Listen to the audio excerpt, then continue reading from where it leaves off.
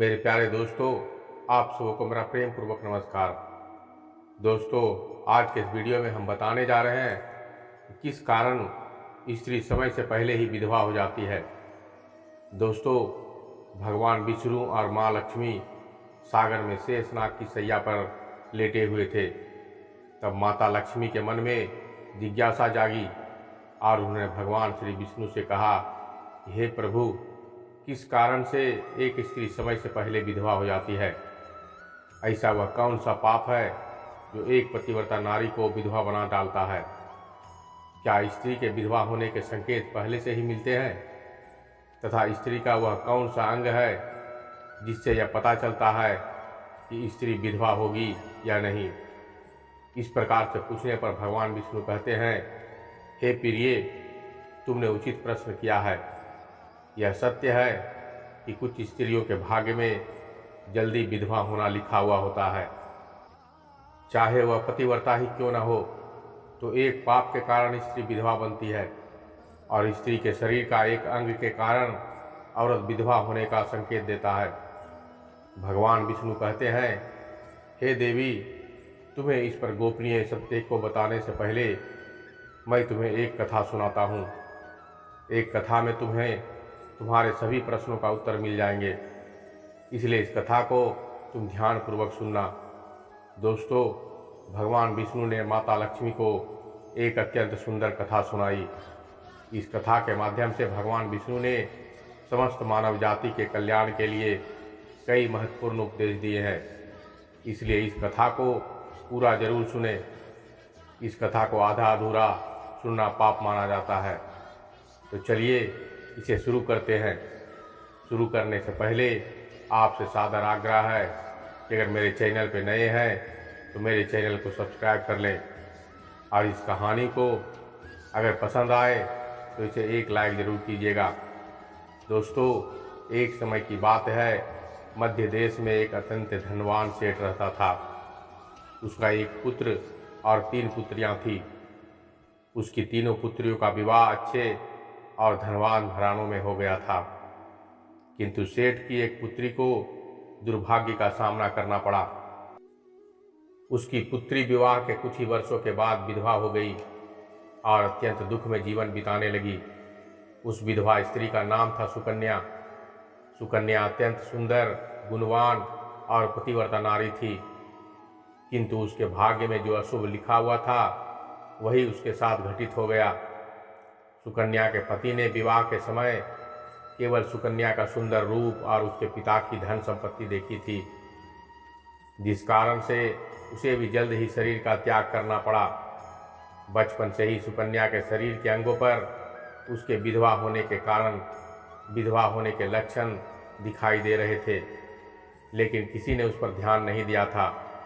सुकन्या के पिछले जन्म के कर्मों के कारण उसे इस जन्म में विधवा होना पड़ा। भगवान विष्णु कहते हैं, हे देवी, अब मैं तुम्हें सुकन्या के पूर्व जन्मों की कहानी सुनाता हूँ, उसे तुम ध्यान से सुनना। सुकन्या के पिछले जन्म में एक ब्राह्मण के घर हुआ था। उसका नाम था कलावती।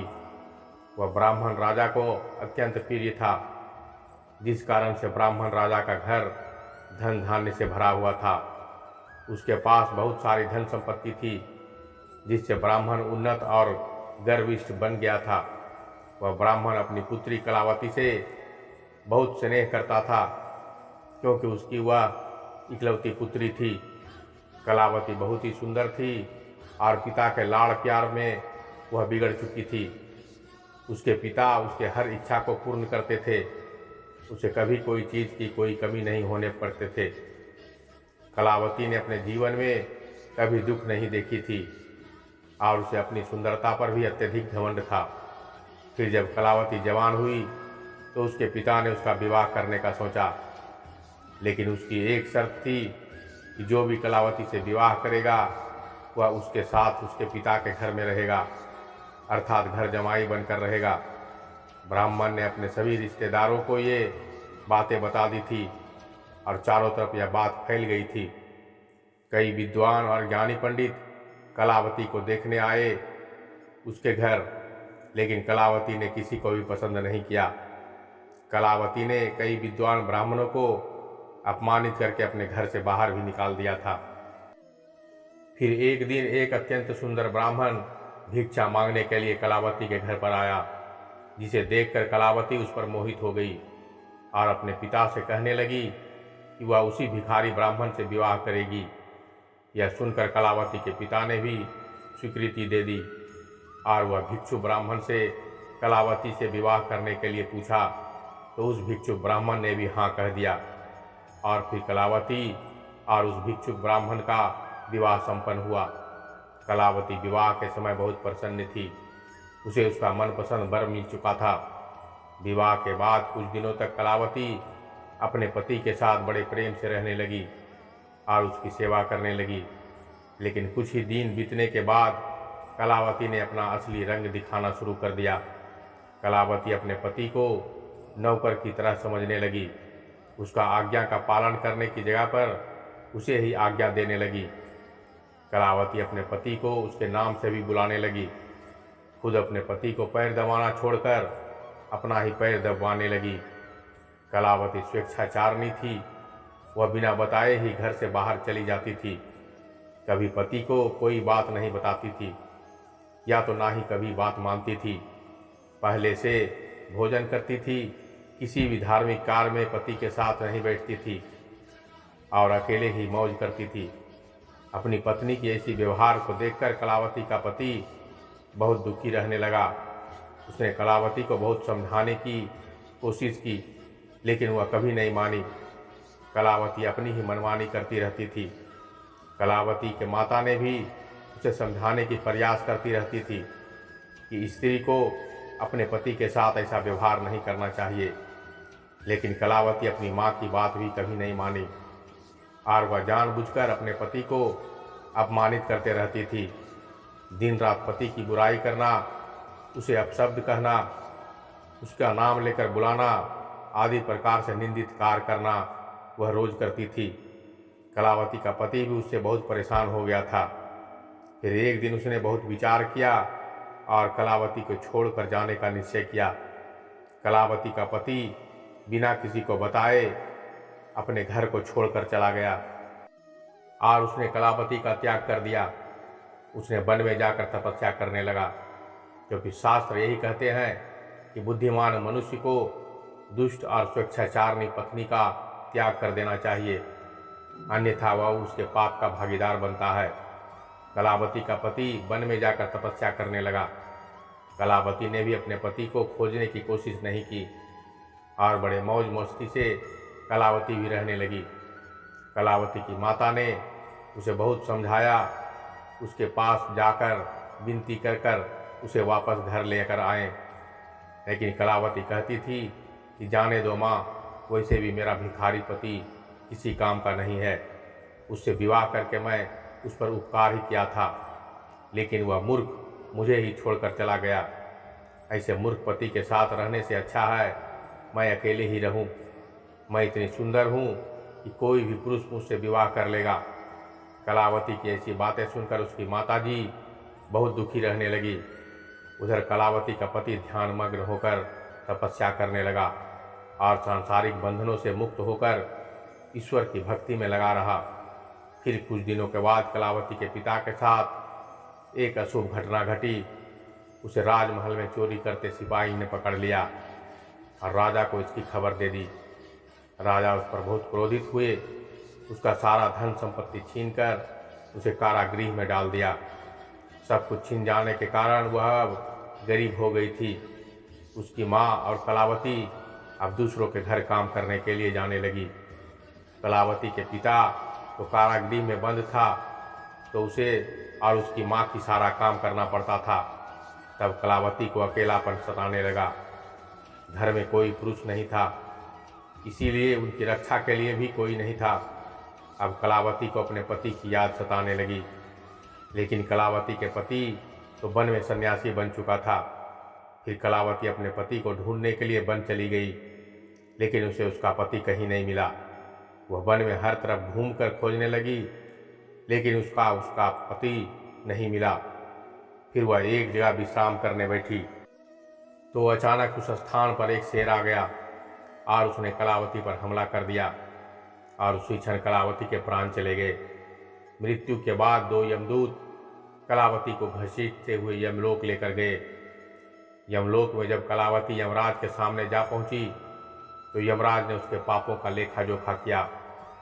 तो यमराज कहने लगे कि ये तो अत्यंत पापी स्त्री है, इसने कभी अपने पति का सम्मान नहीं किया, इसने बार बार अपना पति का अपमान ही किया है। ये उसका नाम लेकर बुलाती थी और अपने पति के साथ नौकर की तरह व्यवहार करती थी। ऐसी दुष्ट स्त्री को तो नरक भेजना चाहिए। फिर कलावती नरक में चली गई। अनेक वर्षों तक नरक में सजा काटने के बाद कलापति को अपने पूर्व जन्मों के कर्म का प्रायश्चित करने के लिए फिर से मनुष्य जन्म प्राप्त हुआ। जो पाप कलावती ने किए थे, उसी पाप के कारण कलावती के शरीर पर विधवा होने के लक्षण प्रकट हुए थे। भगवान विष्णु कहते हैं, हे देवी, मैं तुम्हें उन चिन्हों के बारे में बताता हूँ जिस स्त्री के अंग पर ऐसे चिन्ह प्रकट होते हैं, वह स्त्री समय से पहले विधवा होती है। भगवान विष्णु कहते हैं कि हे देवी, किसी स्त्री के पैर पसीने से रहित हो और उस पर नसें दिखाई देती हो, उसके पैर चिकने तथा कोमल हो, तो वह स्त्री सुख भोगने वाली है। यदि स्त्री के पैर का अंगूठा गोल और मांसल हो, तो वह स्त्री पतिव्रता एवं ऐश्वर्यशालिनी होती है। यदि स्त्री के पैर के अंगूठे पर नसें दिखाई देती हो, तो वह दुर्भाग्य से युक्त व्यभिचारिणी होती है। बहुत छोटी उंगली वाले स्त्री क्लेश करने वाली और दुख भोगने वाली होती है। अंगूठा यदि चपटा हो, तो वह स्त्री गर्भ धारण क्षमता में दुर्बल होती है। यदि किसी स्त्री की पैर की तर्जनी उंगली अंगूठे से भी बड़ी हो, तो वह स्वच्छंद कामचारिणी तथा अनेक पुरुषों से संबंध बनाने वाली होती है। यदि किसी स्त्री के पैर की उंगलियां परस्पर मिली हो और एक दूसरे के नज़दीक हो, गोल एवं सीधी हो और नाखून पतले हो, तो वह ऐश्वर्यशालिनी होती है और अपने ससुराल में सुख भोगती है। अब मैं विधवा स्त्री के पैर के लक्षण बताता हूँ। यदि किसी स्त्री के पैर का अंगूठा बहुत बड़ा हो और आगे से गोल हो, उसके नाखून टेढ़े मेढ़े हो, अंगूठे पर नसें दिखाई देती हो, तो उस स्त्री को विधवा होने के योग बनते हैं। यदि स्त्री की एड़ियाँ बहुत बड़ी हो, तो वह मृत्यु उपरांत दुख भोगने वाली होती है। और यदि स्त्री के पैर मांस रहित हो, तो ससुराल के भाग्य को नष्ट कर देती है। यदि किसी स्त्री की पैर की अनामिका उंगली बाकी उंगलियों की तुलना में बहुत छोटी हो, तो वह कलह करने वाली और घर के वातावरण को असहनीय बना देने वाली होती है। यदि किसी स्त्री की मध्यमा अर्थात बीच की उंगली ज़्यादा लंबी हो, तो वह विवाह के लिए अयोग्य होती है। जो स्त्री चलते समय पैर पटकती हो और धम धम की आवाज़ करती हो, तो वह अपने पति का विनाश करने वाली होती है। भगवान विष्णु कहते हैं, हे देवी, इन्हीं लक्षणों के कारण कन्या समय से पहले विधवा हुई थी। पिछले जन्म के कर्मों के कारण ही स्त्री के विधवा होने के योग बनते हैं। जो स्त्री अपने पति का अपमान करती है, उसका नाम लेकर बुलाती है तथा उसके भोजन करने से पहले ही भोजन कर लेती है, तो वह स्त्री निश्चित ही समय से पहले विधवा हो जाती है।